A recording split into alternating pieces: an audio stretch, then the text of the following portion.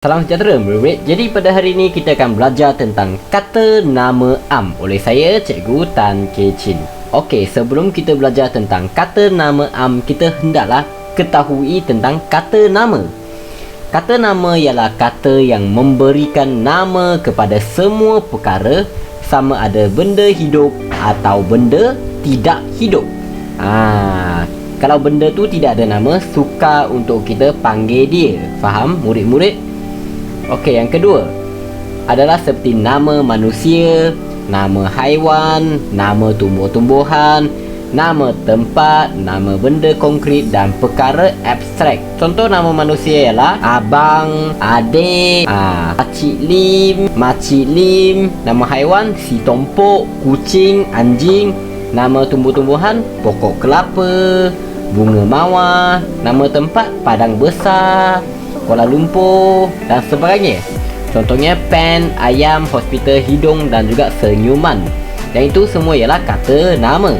Kata nama ada 3 jenis, iaitu kata nama am dan juga kata nama khas. Selain itu ada juga kata ganti nama. Jadi pada hari ini kita akan belajar tentang kata nama am. Okey, kita akan fokus kepada kata nama am. Kata nama am ialah perkataan yang rujukkan manusia, haiwan, tempat, benda dan tumbuh-tumbuhan secara umum, bukan spesifik ya, tetapi secara umum. Contoh untuk kucing ini kita panggil dia kucing. Tetapi kalau nak secara spesifik kita boleh panggil dia si tompok, si hijau dan sebagainya. Kalau secara umum kita panggil dia kucing saja.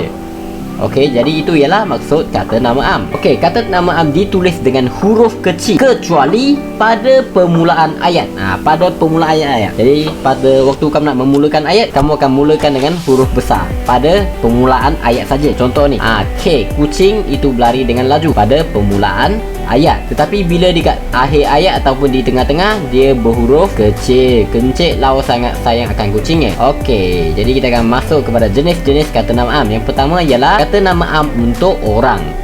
Contohnya ayah, ibu, kakak, atuk, adik, nenek dan sebagainya. Okey, kata nama am untuk benda seperti buku, kerusi, televisyen, pintu, bola, jam tangan. Kata nama am untuk haiwan pula ialah buaya, singa, harimau, zirafah, monyet dan juga gajah. Okey, sekarang kita masuk ke dalam kata nama am tak hidup institusi. Maksudnya tak hidup. Benda kata nama am ni tidak hidup dan dia merujuk kepada institusi ataupun persatuan ataupun suatu badan. Contohnya sekolah, hospital, universiti. Semua benda ini tidak hidup, tetapi dia mewakili satu entiti ataupun persatuan yang mempunyai orang dalam itu. Merujuk badan atau institusi yang bersifat tidak hidup tetapi mendukung makna nama am. Jadi dalam sekolah ni ada murid, ada guru, ada pekerja dan sebagainya. Hospital ada pesakit, ada doktor dan sebagainya. Okey, kata nama am tak hidup bukan institusi konkret. Kiranya dia merupakan kata yang tidak hidup dan dia konkret. Konkret kiranya dia boleh disentuh. Maujud, konkret.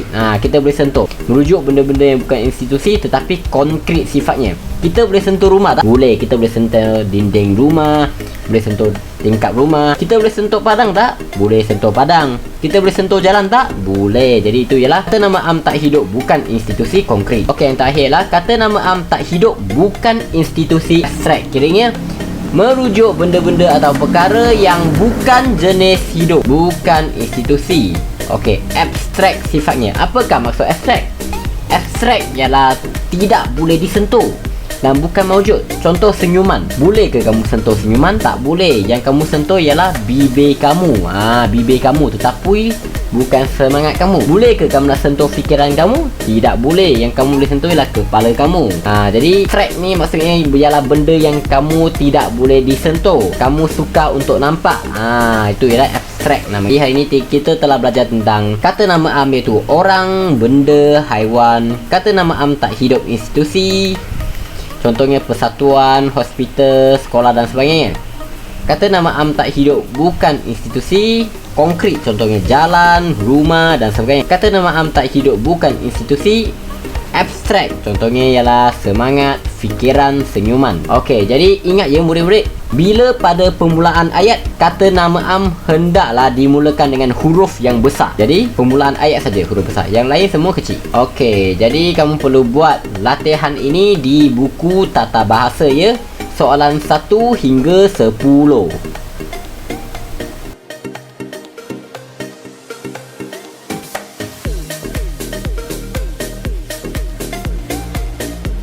Okey, itu saja. Terima kasih. Sheshe Rumba dan Gracias Messi. Kop Krum Krab and Jesu Tin Pade.